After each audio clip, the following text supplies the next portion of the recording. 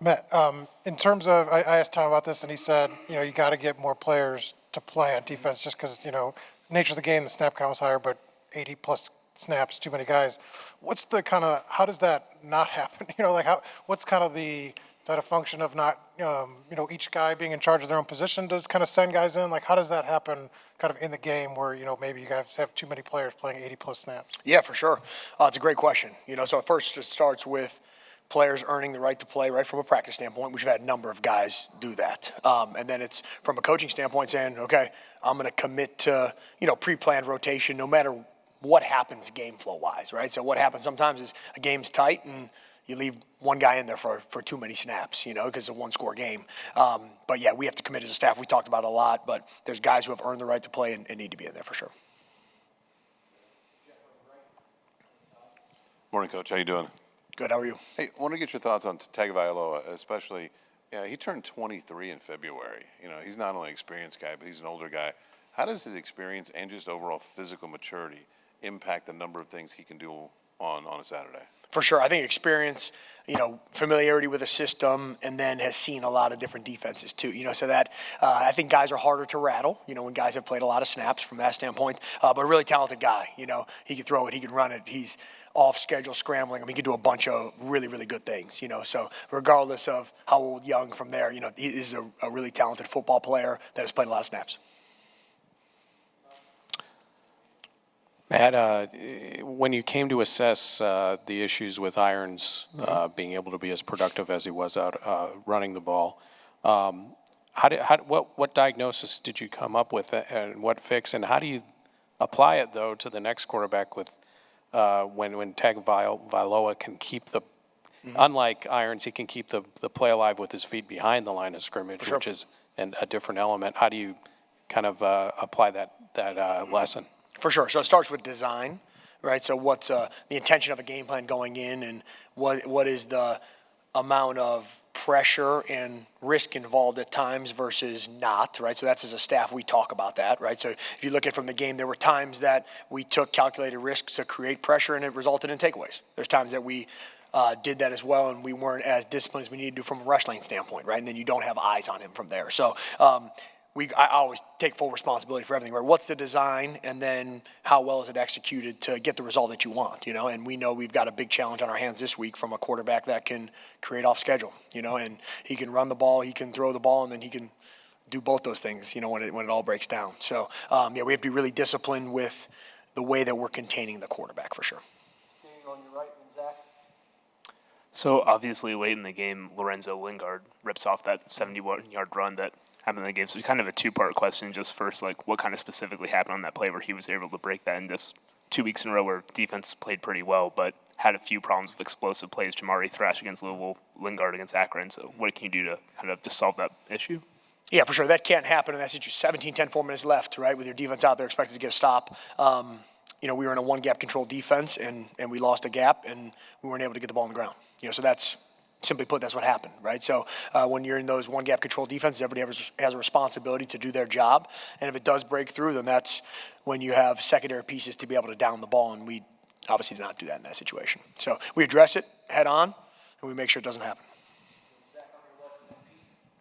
You got two guys in Andre and Aaron that I think are tied for the lead in tackles for loss in the Big Ten through the first 4 weeks. I recognize that there's an extent to which you would have expected that. You've seen them through the offseason. But what opens up, maybe what needs to open up defensively, especially as you get back into Big Ten play when you've got guys that can be that disruptive for the wider scheme? For sure, yeah. It's about players, not plays, right? So you could say, hey, I got this scheme, I really like it, whatever, but it's got to fit those pieces, right? So you have disruptive players in Andre and Ace, and it's our job to put those guys in position to be able to utilize their skills, right? So that's the first thing for me is, okay, what do the pieces do best? And we're trying to design, each week to that way. So I think we've been successful. Obviously, the numbers would say that from a standpoint of trying to get those guys activated, but continuing that, and based on what you're getting each week too, but saying, hey, these are these guys' talents. Let's make sure we can cut these guys loose.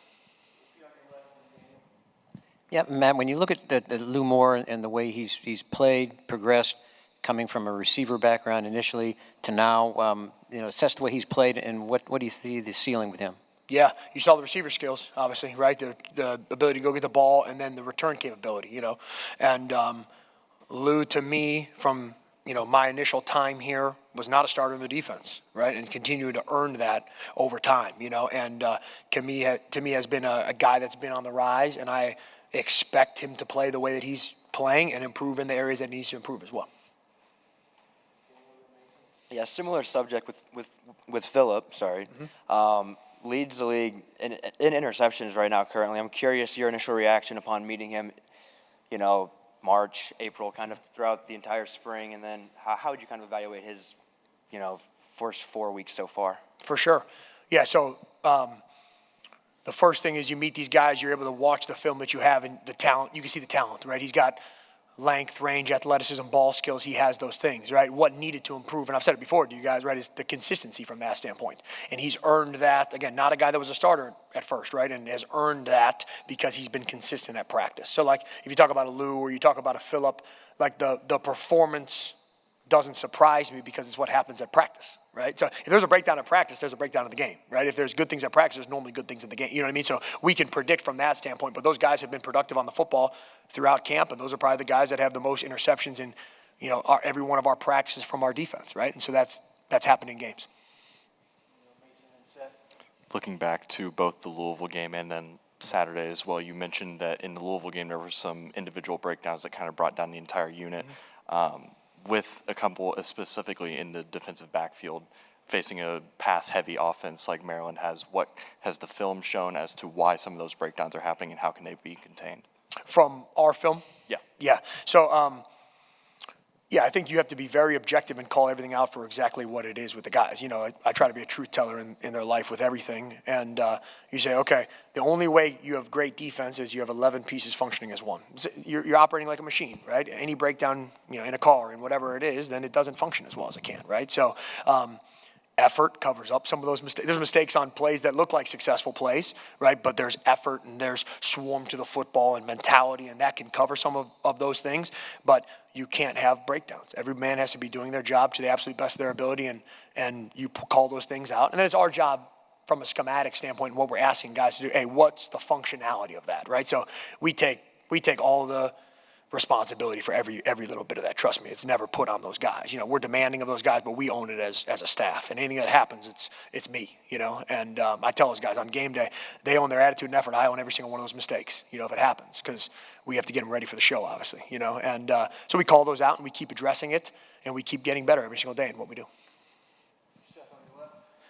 Coach, with Andre specifically, as you think back to the player that you saw in the transfer portal in last winter, just is there anything that's kind of surprised you with what he's been able to produce so far this season? No, to be honest with you, right? So you saw a disruptive guy. You saw a big physical guy. He was here before I was here, so I can't take any credit for any of that. That was a great job by Coach Allen and the defensive staff. But you saw a guy that to me is a special human being that cares. You guys know him from interviewing it, right? That was a special guy who's going to give you everything that he has, but is a big, strong dude between the white lines, right? So you've been able to see that, and you've seen the physicality and the negative plays that he's able to create. So no, it doesn't surprise me from there. And I think the biggest thing for us is, how we continue to put Dre or whoever is on our defense in the best position to be successful.